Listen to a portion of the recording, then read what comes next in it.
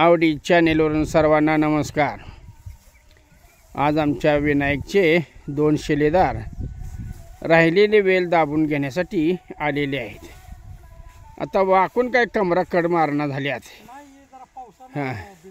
आणि दुसरी गोष्ट म्हणजे पावसाने वेल भिजल्यामुळे ते जरा आवळून बसलेले जमिनीवर घट्ट, त्यामुळे हात बी डायरेक्ट घालता येत नाही।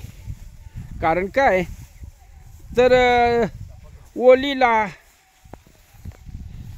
काहीतरी लांबडे सांबडे बसलेलं असते, म्हणून खबरदारीचा उपाय म्हणून काय असेल ते काठीनं वेल ढकलायचं आणि पायानं दाबायचं। तरी त्यांच्या पायामध्ये बूट आहे, अशा पद्धतीनं ते काठीनं खाली ढकलून घेतात।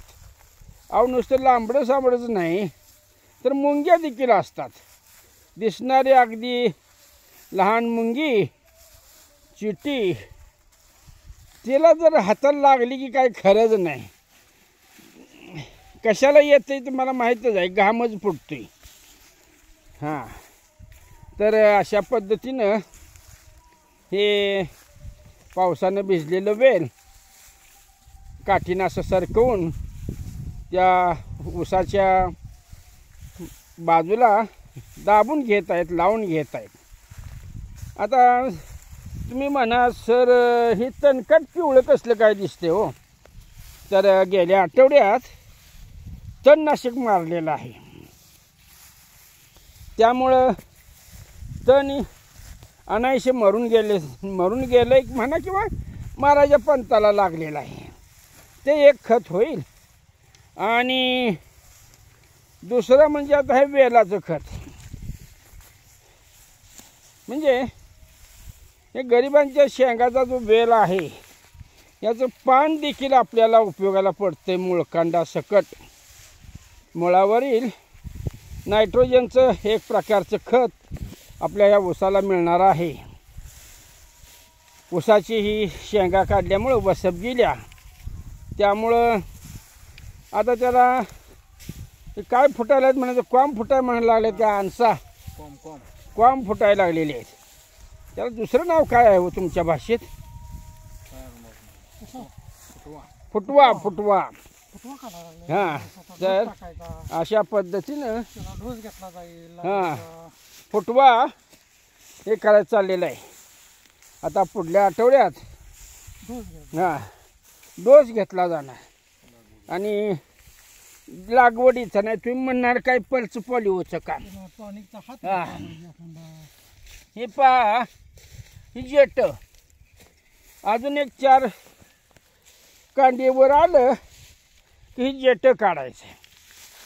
तोपर्यंत टॉनिकचा हात म्हणा, लागवड म्हणा, ह्या गोष्टी केल्या जाणार।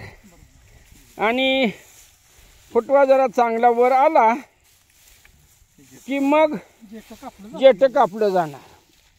आणि जेट कापून झालं की पुन्हा मग बाळ भरणे करून या लागणीला भर लावली जाणार आहे एक प्रकारची। तर नुसती उठाठेवमध्ये ही देखील शेतकऱ्याची उठाठेव आहे। सगळ्यांचं दर वाढायला लागले। सहजच काल गावात गेलो होतो, अहो आमचं शेंगतेल 500 ते 600 रुपयानं वाढलेलं आहे। इकडं पेट्रोलियमचं ते दर वाढले की इकडं सगळ्याचे दर वाढले। आणि ह्या शासनाच्या काय अशा योजना आहेत की त्या योजनामुळं महिला वर्गानं कामच करायला सोडून दिले। त्या 150 रुपयासाठी त्या दिवसभर बसतील उन्हात तानात बिन आणा पाण्याचं। पण बाबा ज्याच्यावर आपलं पोट आहे त्या बळीराजाला जाऊन मदत करावी असलं काय नाही। बरं आता कसं आहे, महिला मंडळाला काही सांगायचं बी नाही हो, ते म्हणणार तुमच्या पोटात दुखायला। अहो आमच्या पोटात दुखत नाही, लक्षात आलं का?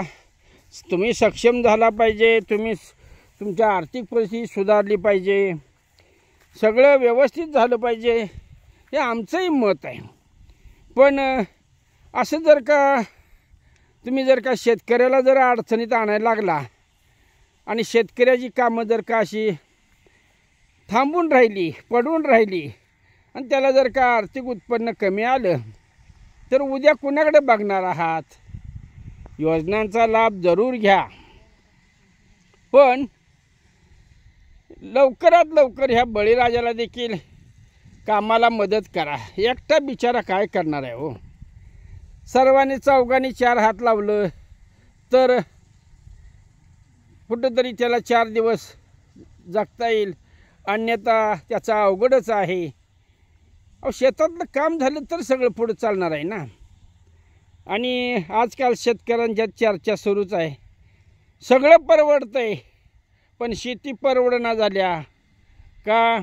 तर मजुरांच्याकडून, लागवडीकडून, औषधाकडून आणि वर बसलेले बोके हे दलाल घेतात 10 रुपयाला, विकतात 60 रुपयाला. कसं जगायचं शेतकऱ्यानं? त्यामुळं शेतकरी आता कोमात गेल्यासारखा जायला लागलेला आहे.